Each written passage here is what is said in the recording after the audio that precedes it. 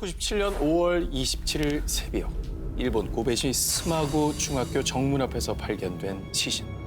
칼로 근 X자 모양의 상처가 있는 눈과 귀까지 찢어진 입까지. 그런데 더욱 충격적인 사실은요. 피해자가 고작 11살 초등학생이었다는 겁니다. 저 천진난만한 아이가 저 어린아이가 보통 그렇게 상처가 남아있으면 원한 관계일 경우가 많거든요. 무슨 원한이 있겠어, 저 나이에. 전화에 무슨 원한이 있었겠습니까? 그러게요. 자, 거기서 끝이 아니었습니다. 살인범은 찢어진 피해자의 입에 자신의 닉네임 사카키바라 세이토와 경찰을 향한 도발적인 메시지까지 남겨놓았습니다.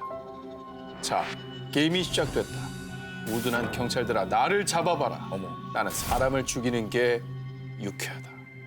사건의 잔혹성 그리고 도전장까지 보내는 대범함 때문에 경찰에서는 범인을 건장한 30, 40대 남성으로 예상을 하고 수사했는데요. 자, 그런데 사건이 발생한 한 달 뒤인 6월 28일 범인이 검거되자 일본 열도는 그야말로 발칵 뒤집어지고 맙니다. 그 이유는 범인은 바로 피해자의 시신이 놓여있던 중학교의 평범한 재학생 14살 아즈마 신이치로였기 때문입니다. 뭐야? 자, 그런데 범행 조사 도중에 더욱더 충격적인 사실이 밝혀집니다. 체포 후 순순히 범행을 자백한 아즈마는 원래 교문에 걸어두려고 했는데 이게 자꾸 떨어져서 앞에 두고 온 거예요. 이런 말을 남깁니다. 사이코패스. 뿐만 아니라 취조 도중 추가로 밝혀진 범행들. 2, 3개월 전부터 4명의 초등학생들을 이유 없이 망치로 때리거나 칼로 찔렀고요. 일이야. 심지어는 살인이 이번이 처음이 아니었던 거예요. 와, 뭐지? 뭐 정신적으로 문제가 있는 거 아닙니까? 자, 그런데요. 일본 국민들이 더 격분했던 건 당시 일본의 소년법상 형사처벌 대상 나이가 16세였기 때문에 14세였던 아즈마는 그 어떤 형사처벌도 받지 않았고요. 정신과 치료를 위해 관동의 의료 소년원에 수감이 됐던 겁니다. 그리고 7년 후인 2004년에 퇴소를 했습니다. 자, 그런데 아즈마는 일본 열도를 다시 한번 또 큰 충격에 빠뜨리고 맙니다. 2015년에 피해자와 유족들에게 동의를 구하지도 않고 죄를 고백하고 용서를 구한다며 수기를 출판한 겁니다. 자, 수기를 통해 범죄 당시 잔혹한 행위 묘사와 자신의 살인에 대한 정당성을 줄줄이 늘어놓아 피해자 유족들은 또다시 지울 수 없는 큰 상처를 입고 말았습니다. 하지만 아이러니컬하게도 최근 발행 2주 만에 누적 판매 부수 15만 부, 매출 종합 1위를 차지하기도 했다고 하네요. 다시는 일어나지 말아야 할 살인, 일본판 악마를 모았다였습니다. 자, 여러분 지금부터 이 아이의 사진을 주목해 주시기 바랍니다. 행방을 알 수 없는 일본 3대 실종 사건으로 꼽히는 마츠오카 시냐의 사진입니다. 다 20초 사이에 일어난 실종 사건. 지금부터 재조명하겠습니다. 20초. 1989년 3월 7일 당시 4살이던 마츠오카 시냐와 그의 가족들은 외할머니 장례식에 참석하기 위해 도쿠시마현에 있는 친척집에서 하룻밤을 보냅니다. 자, 시냐는 아버지와 형제들 그리고 사촌들과 함께 짧은 산책을 나섰다 돌아오는데요. 하지만 좀 더 산책하고 싶은 눈치의 시냐. 시냐, 그러면 아빠가 동생을 엄마에게 맡기고 올게. 라며 현관 기둥 앞에 시냐를 잠시 세워두었습니다. 자, 그리고 아빠가 다시 돌아오기까지 걸린 시간은 단 20초. 그런데 그 잠깐 사이에 시냐군이 이미 사라져버렸던 겁니다. 그 즉시 가족들은 집 뒤편의 야산과 동네 곳곳을 뒤졌지만 시냐를 찾을 수 없자 납치라고 생각하고 경찰에 신고합니다. 결국 경찰부터 지역 주민들까지 약 100여 명의 사람들이 동원, 샅샅이 수색에 나섰지만 안타깝게도 성과가 없었습니다. 이게 뭐야? 자, 그로부터 6년 뒤인 1995년 일본 T방송사에서 실종된 시냐를 찾기 위해 생방송까지 진행하게 되는데요. 방송 종료 5분 전 한 통의 미스테리한 전화가 걸립니다. 나는 가와사키에 사는 하야시라고 합니다. 익명만 보장해 준다면 시냐의 행방을 제보하겠습니다. 자, 그런데 진행자였던 와타나베 마리 아나운서가 결정적인 실수를 해버리고 마는 겁니다. 가와사키시에 사는 시상, 시냐의 행방을 알고 계신다고요? 뭐 하는 거야? 예, 정말. 뭐 하는 거야? 예, 정말 한석준 아나운서 같은 모습이 아닐 수 없네요. 아, 저는 중요한 건 절 실수하지 않아요. 이분은 잘 까먹어서 저런 짓을 안 해요. 자, 이에 당황한 제보자가 전화를 그냥 끊어버렸고요. 당연하지. 끝내 전화는 걸려오지 않았습니다. 자, 그리고 사건이 발생한 지 어느덧 지금 30년이 흘러갔습니다. 찰나의 시간 20초. 대체 어떤 일이 있었던 걸까요? 시녀의 행방은 지금까지도 여전히 안타까운 미스터리로 남아 있습니다. 가깝지만 가장 먼 곳이기도 한 북한. 그런데 폐쇄적인 북한 사회에서도 암암리에 퍼져나와 전 세계를 경악하게 만든 역대급 연쇄살인이 있습니다. 함경남도 신포시에 살고 있는 40대 박명식 씨. 그에게 한 가지 걱정거리가 있었습니다. 바로 수년째 차도를 보이지 않는 간경화. 유명한 의사를 찾아도 백방수소문에서 좋다는 약을 써봐도 점점 더 짙어만 가는 병세. 그런데 옛날에 용한 점쟁이를 알아.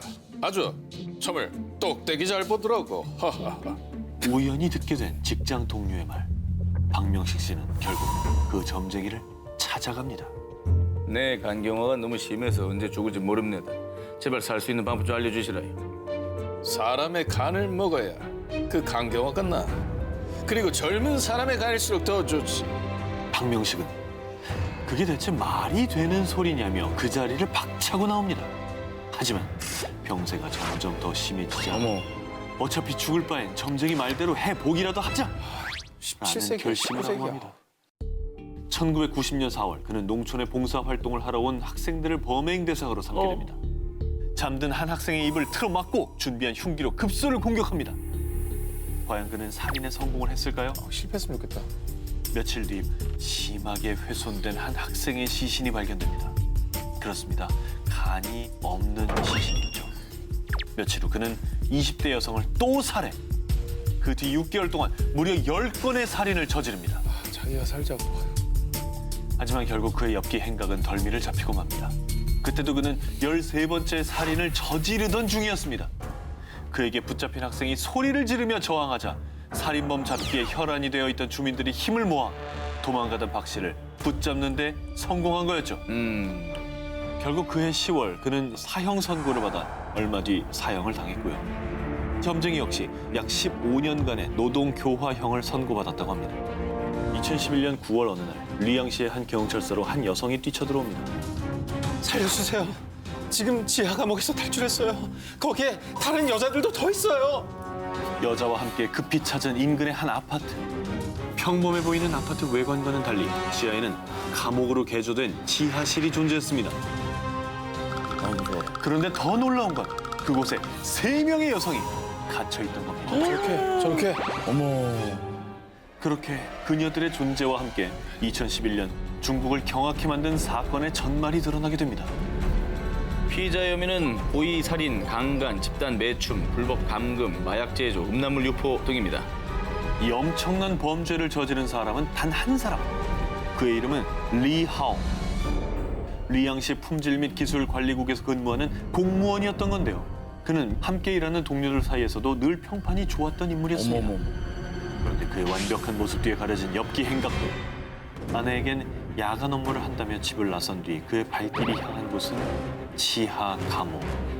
그곳에서 그는 자신이 납치한 여성들에게 폭행과 강간을 일삼았고 그러던 2011년 9월 많은 돈이 필요했던 리아오는 여성들에게 성매매를 시켰는데 감시가 허술한 틈을 타 한 여성이 탈출했고요. 경찰에 신고하며 그의 범죄가 세상에 알려지게 된 거죠. 인간의 탈을 쓴 짐승. 이 말이 그냥 딱 맞는 인간이네요.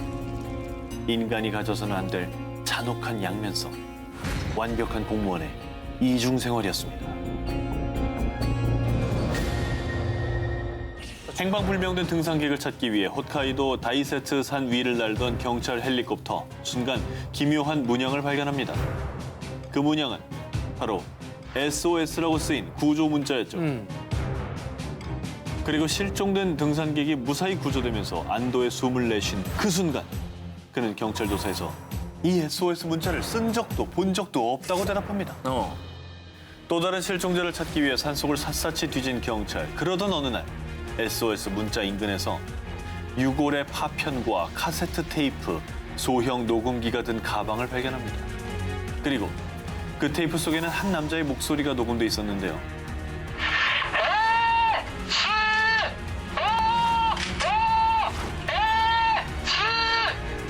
그 속에서 들려오는 건 누군가의 다급한 외침, 한 남성의 목소리였습니다. 왜 그래? 그렇게 경찰은 유골과 유류품을 테이프 속 남자의 것으로 판단했는데요. 하지만 여기서 의외의 상황이 벌어집니다. 바로 유골의 신원이 여성이었던 거죠. 어머, 남자 아니었어? 게다가 벼랑 위에서 움직일 수 없다라는 저 다급한 외침. 하지만 SOS 문자 인근 그 어디에도 벼랑은 존재하지도 않았습니다. 그리고 당시 행방불명자를 대상으로 대대적인 수사를 펼쳤고요. 결국 두 연인의 신원을 확인해냅니다. 우여곡절 끝에 사건이 해결되면서 경찰은 유가족에게 유류품을 전달하는데요. 그런데 이 목소리는 우리 애가 아니에요. 뭐야 또. 테이프 속 목소리는 행방불명된 남자가 아니라는 거였죠. 뭐야 또? 나오는 사람이 몇 명이야? 결국 정체를 알 수 없는 제3의 인물이 등장하면서 수사는 또다시 미궁에 빠지는데요. 지금까지 일본 최대의 조난 미스터리로 불리는 이 사건. 과연 그 남자의 정체는 무엇이었을까요? 33년 전 가슴 아픈 사건이 일어났던 그 현장. 우리나라의 대표적인 국제 관문 역할을 해온 김포 국제공항입니다. 1986년 가장 큰 스포츠 행사인 아시안 게임을 앞두고 당시 공항은 눈코 뜰 새 없이 바쁜 상황이었습니다. 여느 날과 다를 것 없이 오가는 승객들로 분주했던 공항청사. 그런데 국제선 5번 출입구와 6번 출입구 사이에 있었던 스테인리스 쓰레기통에서 갑자기 큰 폭발이 일어났습니다. 이 폭발로 인해서 일가족 4명과 당시 공항관리공단 직원 1명은 그 자리에서 숨졌습니다. 현장을 수사한 관계자들에 따르면 당시 폭발은 수류탄 무려 7개와 맞먹는 폭발력을 지닌 것으로 추정. 자, 그런데요, 당시 사고를 두고 경찰은 물론 국가안전기획부, 보안사령부까지 합세해 수사를 했지만요. 모든 수사력을 동원했지만 아시안게임을 앞둔 상황이라 단서가 너무 부족합니다. 라고 발표했고요. 결국 이 사건은 영구 미제 사건으로 분류가 됐습니다.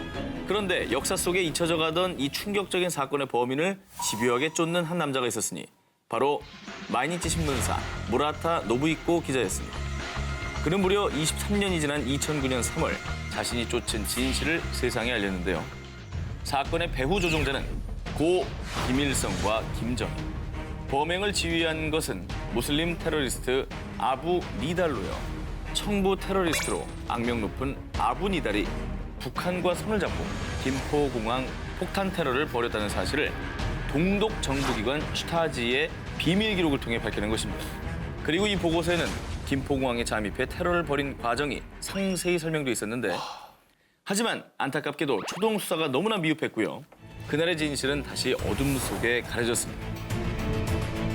그날 김포국제공항 테러 사건의 진실은 무엇일까요?